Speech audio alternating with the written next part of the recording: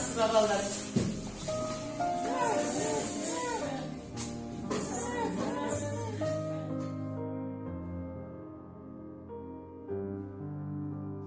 Саған бүгін біздің шеберлік саған арналған біздер шаш үлгісін орындаймыз. Байқауға арналған күрделі шаш үлгісін орындаймыз. Сұрақ: қандай техникалық қауіпсіздік ережелерін сақтау керек?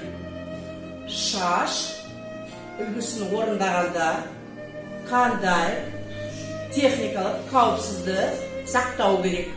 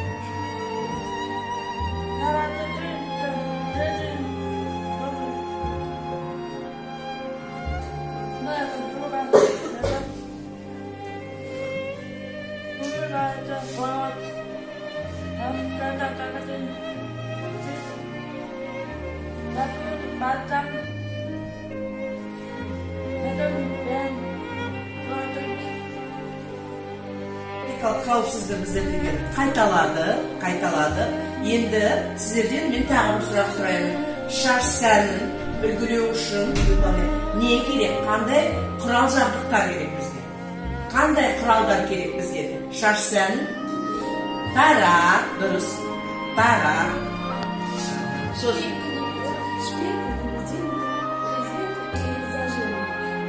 Жақсы. Лак, және мынаның аты қалай? Жақсы. Мынау? Жақсы. Міндетті түрде осылар бізге керек. Және де осы жаңағыдан жақсы әшекейлеп шығаратын осындай шаш сәніне әшекейлейтін біздерге бұйымдар керек. Болмаса мінекей. Және де осындай тарақтар, осындай шпилькалар, осылар бізге бүгін сабақта керек болады. Әшекейлеуге шыққан шаш сәні. Жақсы, рахмет. Ал енді біздер білеміз, шаш сәні қандай болады? Күнделік, сосын кешкілік, және де байқауға арналған. Бүгінгі тақырып бізде шеберлік сағатымыз байқауға арналған шаш сәнін орындауға. Қазір қарасаңыз бізде технологическая карта болады. Сол менен бәріміз, мен ең бірінші көрсетем, содан кейін сіз мен көрсеткен жаңа шаш сәнін орындайсыңыз. Ал бастаймыз. Ең бірінші шаш тараулы болу керек. Міне дайындаулы біздің шаш. Біздің бастар. Оны аймақтарға бөлеміз. Мынау төбе аймағы.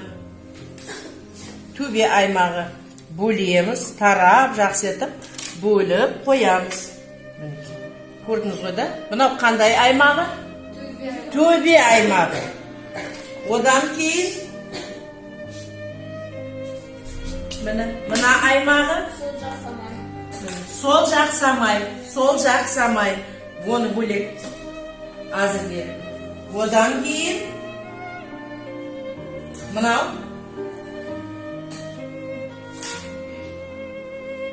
аты қалай? Он жақсамай. Жақсы. Енді бізде мінеке қалды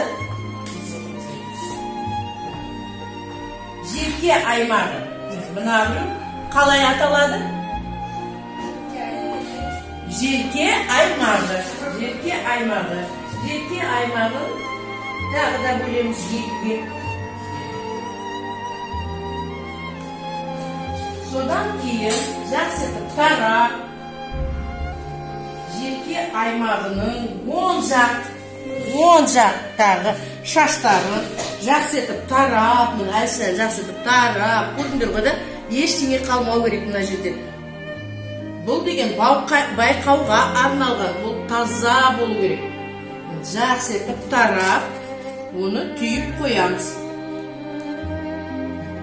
Биік етіп түйіп қоямыз. Неге дегенде, осы арадан өріп жинаймыз.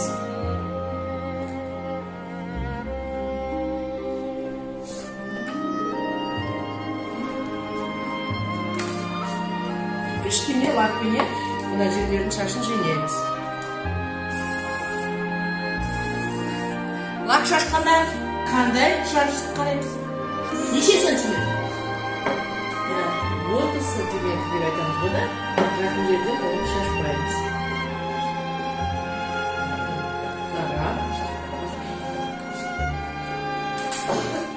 Тарап әзірлеу.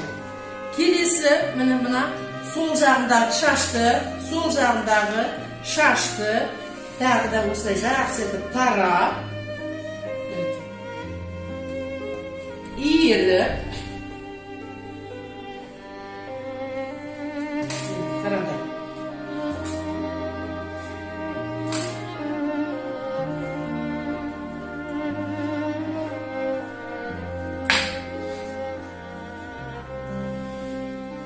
Жинаймыз, мына резинканы көрсетпейміз.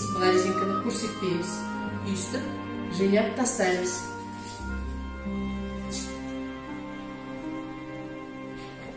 Ойбай.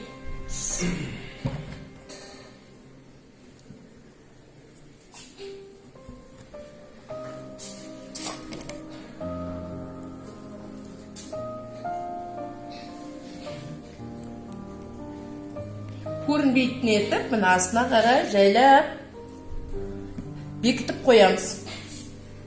Мінекей осындай күшті құйрық шықты бізде. Және де әлсін-әлі лакпенен түзеп тұрасында. Ештеңе шығып кетпесін. Мінекей бір болды.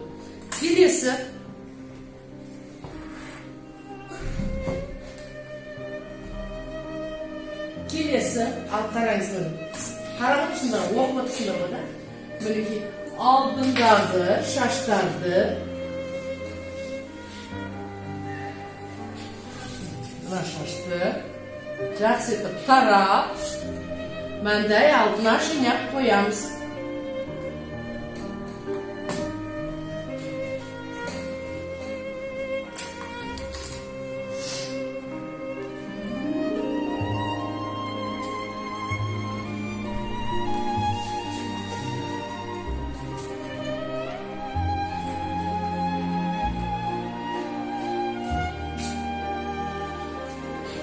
Енді мінеке қараңыз, бізде оң жақ самайдың шашы қалды.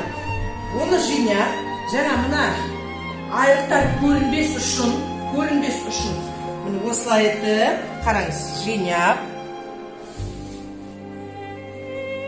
үйістіп мінеке бұрып, қараңыз, мына айрық көрінбеу керек.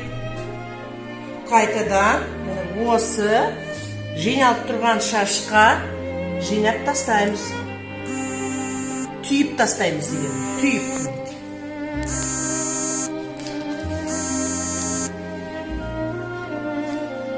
Сонда бізде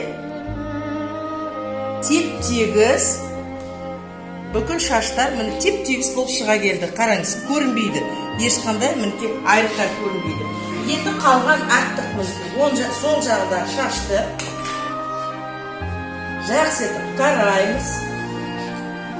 Және де жерке жағының шашы жиналып тұрған шашқа бағытымен бүйтіп тарап, осы арадан түйеміз.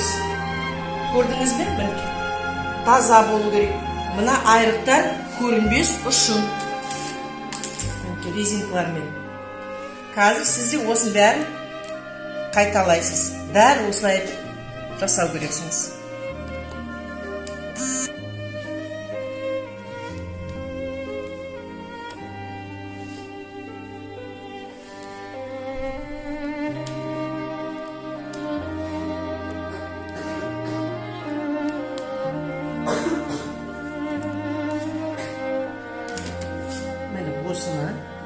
жайлап жақсы лакпенен тоқтатамыз.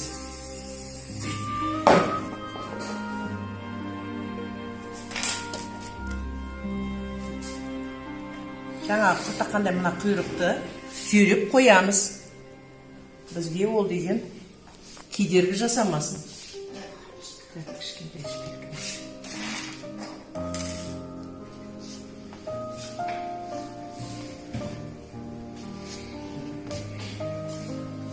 Вот, қараңыз ал, мінекей. Бізде осындай бос шаш, керемет шаш жиналды. Мінекей, осындай. Енді осы шашты біздер өреміз. Осы шаштан төр өреміз. Осы шаштан өреміз. Өру. Оны өргенде, ол өзі сондай шаштар болып шығалады. Және де тек қана элемент жасауға болады. Мінекей, осылай етіп шляпа сияқты киіндіріп қоясыз да, қалған шаштарын бүйралауға. Біз бүгін оны өреміз. Міне мен сіздерге қазір бастаймын, көрсетемін. Алдын ала бұл шашты не істейміз? Жақсы етіп тараймыз, одан кейін майлаймыз. Әдейі май болады. Менде мынау спрей, майлаймыз. Сонда ол деген ешқандай жан-жаққа шашырап кетпейді. Тарап аламыз. Содан кейін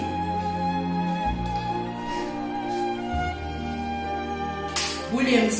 Бөлгенде, мен қазір өргенде бәрі бізде бірдей болу керек. Сонда күшті тор шығады. Әдемі тор шығады. Бөлгенде алдын ала осылай бөліп тастайсыз. Бір, екі, бірнеше тор шығады. Бірнеше бөліп теріміз. Кішкентай иірімдер деп санаймыз. Майлап аласыздар. Сонда ол жан-жаққа шашырап.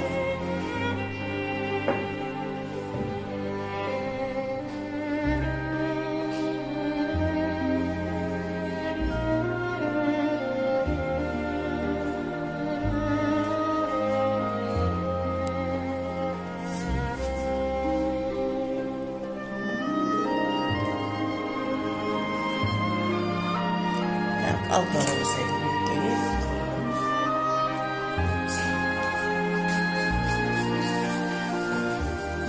Sonra yeni tur.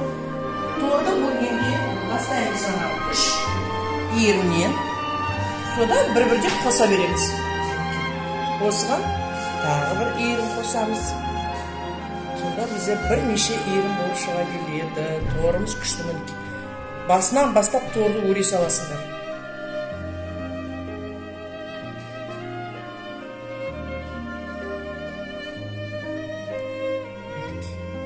Уже бізде уже 5 кетті, менде 5 иірім кетті. Одан кейін 6-шыны қосамын. Жайлап қарасаңдар, түсінесіңдер. Ешқандай қиындығы жоқ. Шаш өресіңдер ғой бәріңіз. Сол шаш өргендей, міне осындай корзина сияқты болып шыға келеді ол бізде.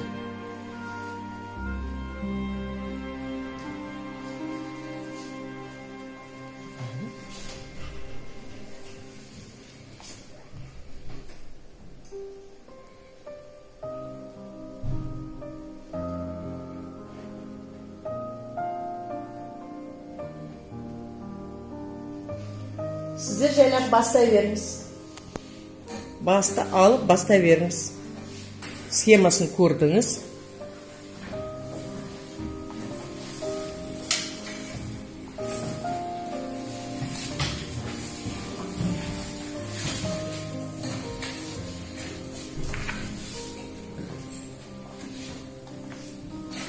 Қарайым десеңдер, мына осыраға кетіп қарап кетіңдер.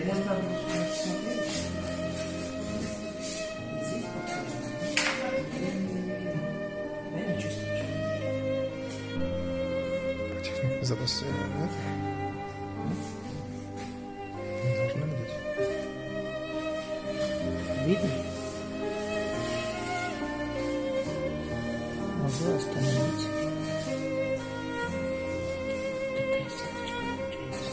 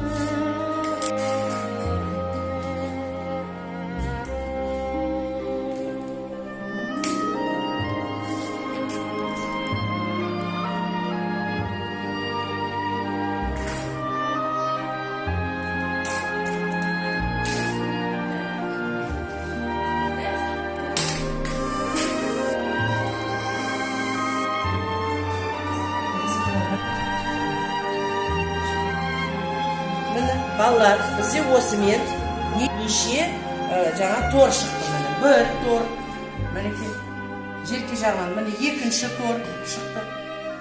Міне алтында, міне үшінші тор, екі жағынан да өтіп өстік. Осы торды, енді міне көрдіңдер ғой, мінекей бәрін бітірген жоқпыз біздер деген. Жеткен жеріне дейін, мен жаңағы енді осы тордан, мына бүкіл тордан біздер прическа жинаймыз. Шаш сәні. Оны біздер бастағанда ең бірінші маңдай алдынан бастаймыз.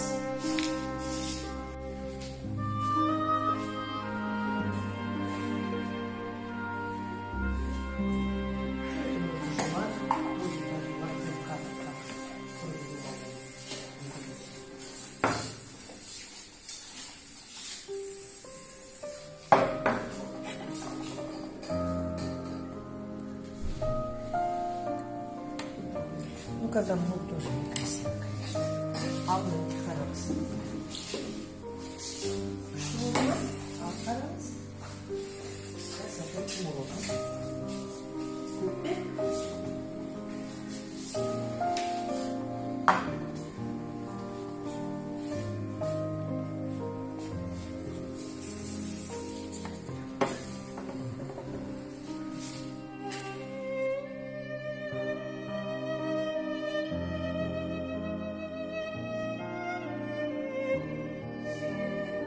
Сағатта біз осындай шаш сәнін орындадық.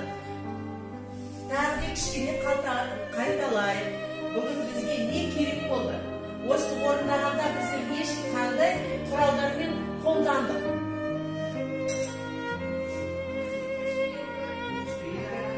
Бағақ керек болды. Бай керек болды да, жеп керек болды. Осы бәрі сыштан керек болды. Бәрі. Және де осыны өзіңіздің қолыңызбен істедік. Көрдіңдер ғой да? Міне реттілігі көрдіңіз, қандай күшті болып шықты. Әдемі. Сізге бүгін тағы не ұнады? Әлде ұнамады ма? Қиын болды ма? Оңай да? Өте оңай. Және де осындай күшті шаш сәнін қайда болады пайдалануға? Қайда баруға болады? Мода, дұрыс, модаға көрсетіп байқауға арналғанда тағы да қыздар тойда қандай күшті әдемі қалыңдық болады да. Міне қараңдар, көрдіңіздер міне қандай шаш күшті және де байқауға арналған. Бүгін осындай жақсы шаш сәнін біздерге осы үлгіні өзіміз орындадық. Сіз маған көмектестіңіз. Бүкіл жауапқа сіздерге ответ жауап бердіңіз. Бүкіл менің сұрағыма жауап бердіңіз. Сондықтан бүгін біздің сабағымыз бітер алдында сіздерге бірінші рахмет айтқым келеді. Екінші сіздерге баға қойғым келеді. Нұргүл, саған 5. Сен бүгін ынтаң күшті болды, бәрін көрейінші, білейінші деп көмектестің. Азиза, өте жақсы, сенің бүгін жауаптарың жақсы болды. Саған да 5 қоямын. Және де үміттемін, сен күшті шебер боласың деп. Карина, рахмет, саған да 5. Арина, саған да 5. Көпке көп рахмет, сіздер жақсы дайындалғансыңыз. Зарина, көп рахмет. Алия, айналайын. Спасибо, рахмет саған. Жақсы дайындалдың, бәрін оқыдың, білесің. Тектес, саған да 5.